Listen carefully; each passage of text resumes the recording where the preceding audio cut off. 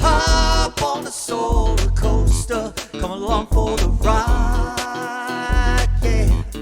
Solar coaster's rolling, it feels so right. Hop on the solar coaster, come along for the ride.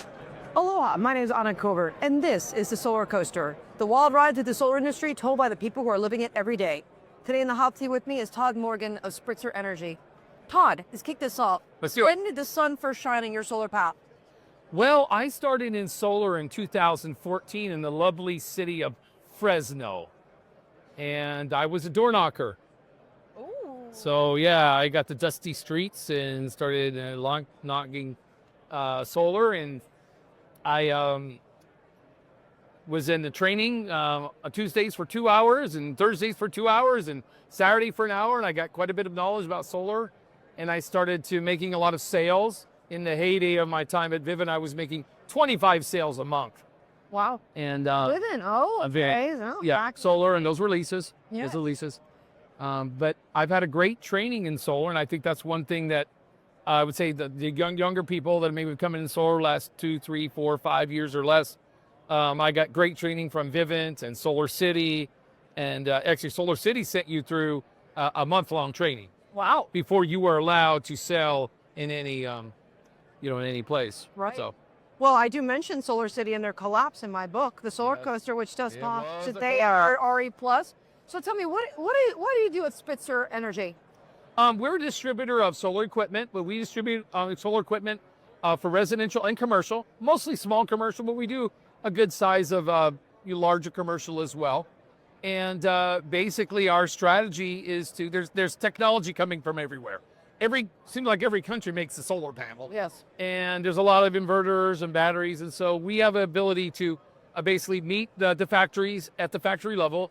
We meet them in the actual factories. For example, we have been in 50 factories in the last couple years. We meet the VP of engineering, we meet the product development teams, we meet the Q&A teams, and we start to develop a profile of the reliability, the quality, their ability to handle technical support, U.S.-based technical support versus, hey, we got to email someone in Europe or Asia, and they'll get back to you. We start to look at them in terms of the UL certifications, the CEC listings, all that kind of things. We start to look at in terms of their ability to have product in the United States, where let's say something goes wrong with the product, they need to replace it. Well, do we have to ship that from Asia? Or there's going to be a distribution center set up in the West or the Central or the East Coast. And we start to build a profile on what are the companies that have ease of installation is good, the reliability is good, and the price for performance is good. So who's the hottest panel right now, the top 5 in your opinion? Well, that's a very good question. I'm not going to answer that directly, but I'm going to answer it indirectly. The solar industry has turned into a spec sheet evaluation, okay? I'll give you this example. When LED TVs came out, the only brand people knew was Sony, Yes. okay? And then all of a sudden Vizio came out and a bunch of other brands came out. I just recently bought an electric bike, okay? I do not know who the electric bike manufacturers are, but I looked at the specs. So they say, I want this spec, I want that spec, I want this spec. So solar equipment has been a spec sheet evaluation game. It's looking at the quality of the, for example, panels, okay? What is the linear power warranty? What is the workmanship warranty? What is the efficiency of the panel? Is it black on black? Aesthetics. Right, Yeah. is it aesthetically pleasing? AC couple, DC couple, whatever it is. Right, Yeah. yeah, AC couple, DC couple. But that's really the solar company. Like, it's not the customer. They don't really care about a spec sheet, right? And that's why SunPower has such an advantage, because there was a comprehensive warranty. Correct. We'll call one person, kind of like what Power's doing now. Yeah. But you're targeting businesses, and they're looking to you to find solutions to fill in the gaps in storage or in supply? Yes, and you have to keep in mind that our niche is providing a more cost-effective solution. So a lot of people may love Tesla, okay? But why are they going to order Tesla through Spitzer Energy? It probably won't. They'll probably just go to the Tesla website. So where does the opportunity come for Spitzer Energy? It's providing high-quality equipment that might be similar to these bigger brands, but at a better cost. Okay. So we can look at a solar panel and say, okay, here's the specs of this solar. Let's call Q-Cells. Okay, Q-Cells is a well-known panel out here, but it's expensive. It's a great panel, and I've sold a ton of it. Yes. Okay, but there are other panels that are substantially similar with similar warranties, similar certifications, similar efficiency, similar specs that won't be the same prices. They might be 30% less. Well, can you get them right now is a question, because everyone wants panels now. Yes. Q-Cells is out, REC's out right now. That's where we fit in. We probably get 10 manufacturing companies of solar, 10 different manufacturers of solar panels that contact us almost every week or two. Wow. Like all these shows, they're all looking for distributors. All the people have panels. There's panels coming from Thailand, from Laos, from Sri Lanka, from India, from South Korea, from Japan, from every single Asian country out there known to man, plus Mexico, plus Canada, plus USA. Well, are they all tariffed now? So what does that really mean for a solar company? I mean, like, what is the cost difference now, or it's going to be trickling in because of the tariff, and how does that apply to the down market? Yeah, I will say that the tariff, as of this point in time, has not had a gigantic impact because it's been mostly 20, 30% kind of numbers. It's in that range. And the panels that we could get from anywhere in Asia or any other place, Mexico, for example, there's a lot of places where we can just get them a lot less expensive than the USA. However, everybody in the market, including Spitzer and all distributors, we are evaluating and continue to evaluate the U.S. panel manufacturing. Okay? One thing that will stop Spitzer from carrying some products is if there's no supply. Yes. So this is very critical. If I get someone really excited, I say, this is the best solar panel known to man, it's USA made, and then I call an order and they say, oh, we're back ordered for 3 months, you can't get a panel for 3 months. So you have to keep in mind that as a distributor, we can't just offer things because they sound good, right? We actually have to have distribution centers, product in extra product to replace. Let's say we ship something and 3 panels break somehow. Right? Oh, we know how to replace 3 panels. Oh, sorry, we can't replace 3 panels because we're out of stock. That won't fly. And so how much inventory are you, that's why you visit the plants, because you want to see firsthand and have the assurances, not on the phone or email, Right. but actually see the line, experience the team. Yes. And then many panels do they have to have in backlog for you to feel confident enough to become a distributing partner? Thousands. I would say a container has about 700, 800, 900 panels. At least one container in every geography that we're at. Like, so if we're on West Coast, we sell Central, because you don't want to have a replacement panel coming from California and sending it to Florida. Right. It's going to cost you a fortune to ship it there, right? So if you said 1 to 10 containers in each market, that would be the ideal scenario. But yeah, you have to have a significant amount of products, and some companies aren't willing to invest in that, and so we're not willing to distribute it. Because what if we start distributing it and then we can't get a replacement panel? We run out of panels and now we got to wait 3 months for something. And it takes a lot of energy to get someone used to a new product. Most people don't like to change. No. They like something that they're used to. Getting people to do something different. Like, I love companies when they start a business and they say, we're going to become the next Google. Oh, crap. Oh, I'm like, okay, so you're going to try to change people's behavior you're used to Google, now to do something completely different. Good luck with that. It's really hard. That's true. Really hard. That's true. So, every ride has its drops. What has been your lowest point in the solar coaster, and how'd you bounce back? Well, I think the lowest point is just the, I guess I would say the difficulty is having a customer that gives you repeat orders. And it's the solar coaster really, there's not a lot of loyalty, meaning that people are looking for different panels at different prices or different products. And if they can find somewhere that's a little bit cheaper or things, sometimes people do that. And I think that the challenge of the solar coaster is building those relationships deep and helping them understand that if I don't save you a bunch on this particular product, I can save you on others. In the overall scenario, I'm helping you save money.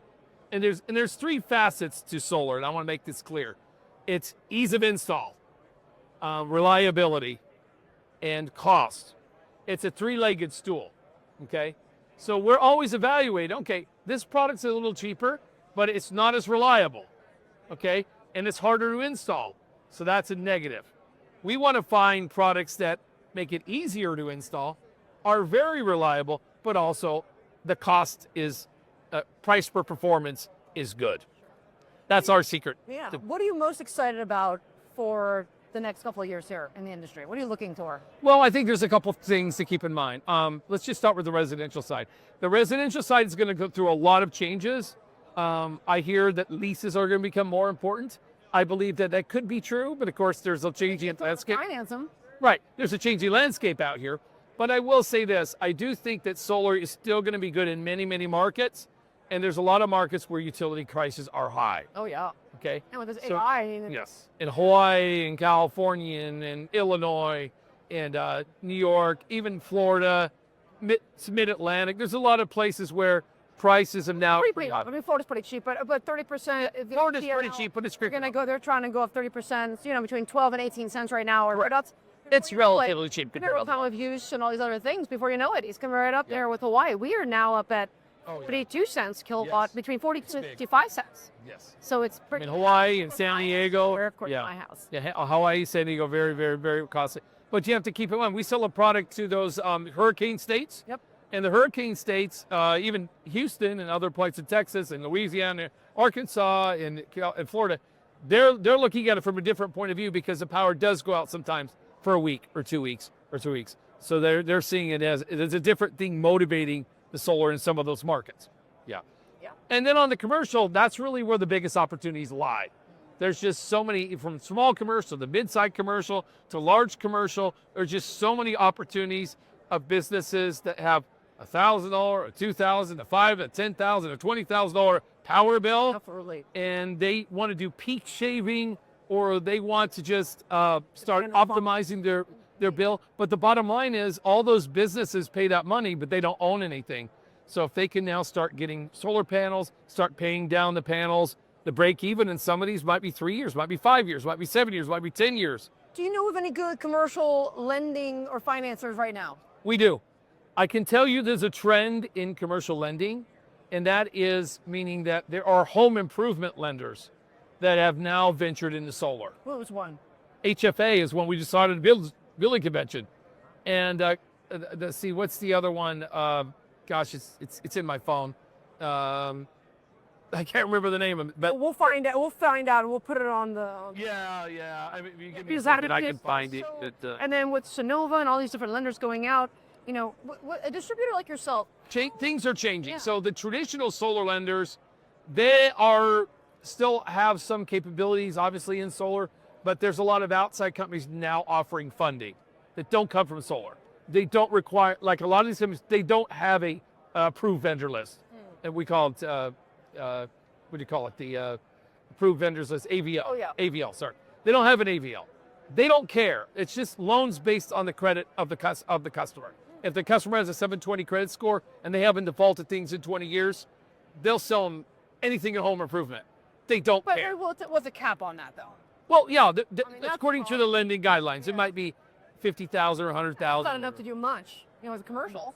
No, Yeah. right, in commercial, right. Now, the commercial lenders, they're different, right? There's a lot of them, though. But the commercial lenders, they're more on the ROI of the project, and, you know, they have ability to kind of evaluate through Dun & Bradstreet, and do you pay your bills and things like that.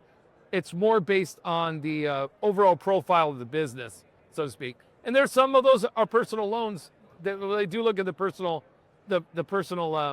you know, Yeah. profile of the owner, right? I was going to find this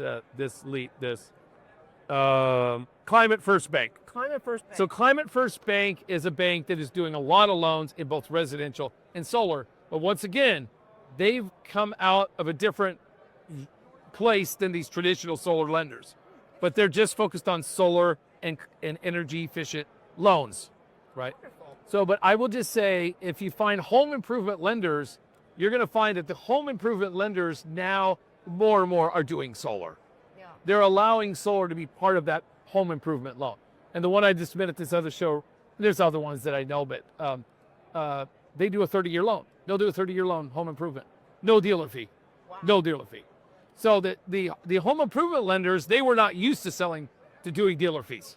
That was something that, you know, a lot of the solar lenders came up with to gouge everyone and make tons and tons of money. Yeah. It was an unregulated industry, so they could charge 20, 30% dealer fees. Well, the joke's on them because now they're all out of business. Yeah, a lot better. Well, And with that, I think we'll close the pod. Thanks so much for being here. Thank you. Tell everyone how they can get a hold of you and, what's your best contact information. Okay, so our website is spitzer-energy.com, and you can contact me through my cell phone if you want to text me, 951-751-6524. My email, todd.morgan@spitzer-energy.com. I've been in solar for about 12 years. Our VP of Ops has been in solar for 16 years.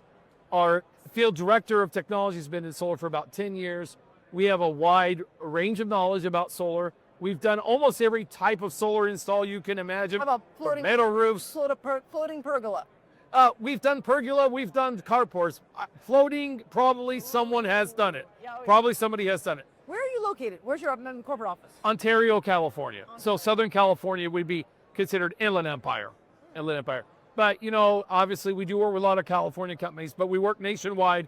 And I would say we have contractors that we work with in pretty much every state, including Puerto Rico, Mexico, some Latin American countries, things like that. How would you compare yourself against CEE?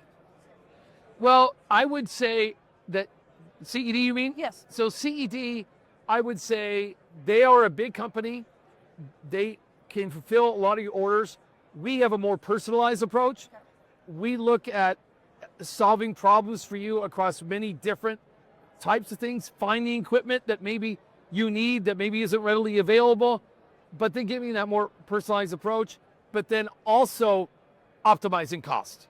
A lot of the distributors really just don't care. They just want to sell you. Whatever they want to sell you, they sell you. We're going to say, okay, you want to do this. Let me show you. There's this option, this option, this option. This option here costs $20,000. It's educational. We do a lot of education. We will train people on how to get into the solar, how to pitch the solar, how to use the proposal tools, how to do your plans and permits, so we do a lot of education and training and helping. Yeah, so just a more personalized approach to help you get to end game, not just order taking. Right. We want to definitely educate you on the different products and why they're popular. These products are popular for these reasons, and this is why you would use them. Here's another alternative. Here's why you might use this product. And this price, this product is this price, this product is this price. And just educating them on the marketplace of products and why you might use certain products over other products. Yes. Interesting. So thanks so much for being here. Thank you. Join me next week as I interview another industry expert on the solar coaster. My new book will be available within a couple weeks online and Amazon, all your favorite retailers. Visit us at thesolarcoasterbook.com, and I'll see you in the pixels. Aloha. Thank you. Hop on the solar coaster, come along for the ride, yeah. Where sunshine meets stories and bright futures collide. We're sparking up ideas with laughter